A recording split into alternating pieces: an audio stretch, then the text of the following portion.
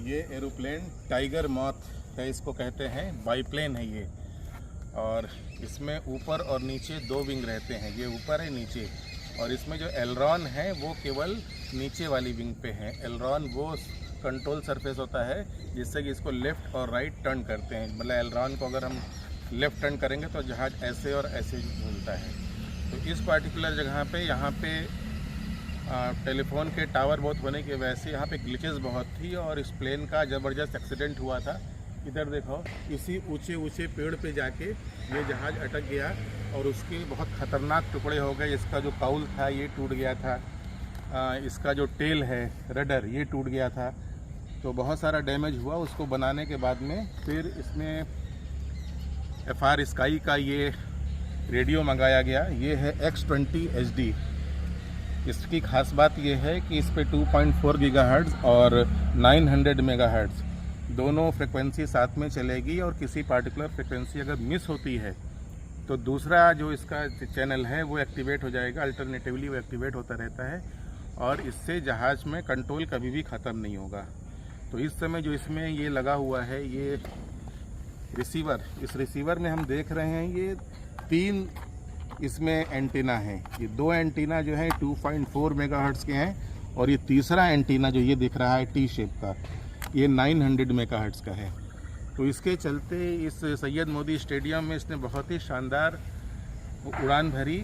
और डर लग रहा था क्योंकि वहाँ पर जो स्विमिंग पूल है उसके पास में ग्लिच बहुत रहती थी। तो उस ग्लिच के चलते कई जहाज़ वहाँ पर गिर चुके हैं।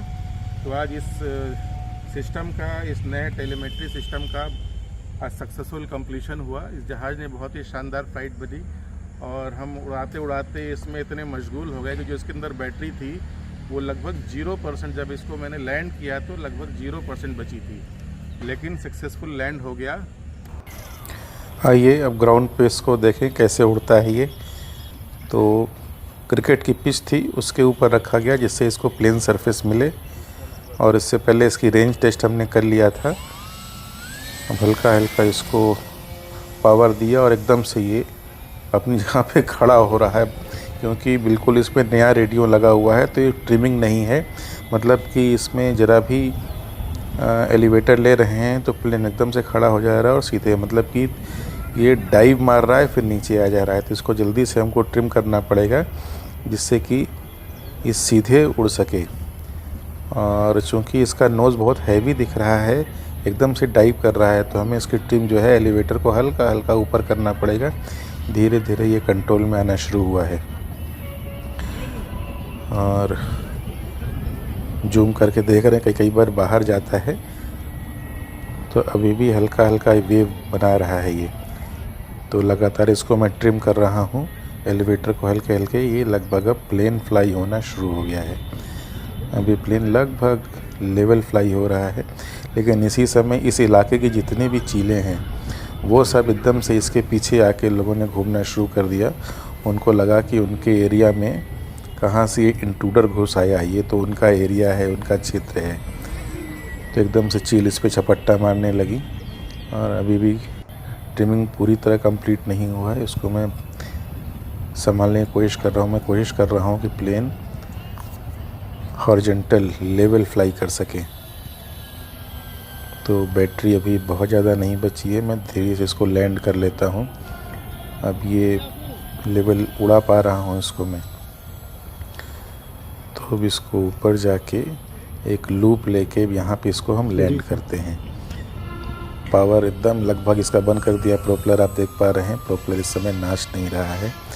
और जब इसको हम लैंड करने जाएंगे तो प्रोपेलर एकदम इसका बंद कर देंगे। प्रोपेलर बंद हो चुका है और ये प्यार से एकदम किसी पक्षी की तरह जाके ज़मीन पे बैठ गया। आइए अब अगली क्लिप आपको दिखाते हैं, जिस समय प्लेन उड़ रहा था तो इतनी ज़्यादा चील कौवों ने इसका पीछा करना शुरू किया। आप आसमान में देख पा रहे हैं कि एकदम से भीड़ लग गई। इतने सारे चील कौवे एकदम इसको दौड़ा रहे हैं। आप देख पा रहे हैं कि यहाँ पे ये भी पता करना मुश्किल है कि कौन सा कौवा है और कौन सा हमारा जहाज़ है। तो अक्सर उड़ाते समय प्रॉब्लम होती है कि बहुत सारे चील कौवे इसको पीछा करने लगते हैं। चलिए अब जहाज़ को उतार लेते हैं। Thank you very much. ये सक्सेसफुल फ़्लाइट रही। बहुत दिनों के बाद कई सारे क्रैश के बाद में और इस नए ट्रांसमीटर और नए रेडियो सिस्टम के साथ में हम इसको उड़ा पाए। Thank you very much.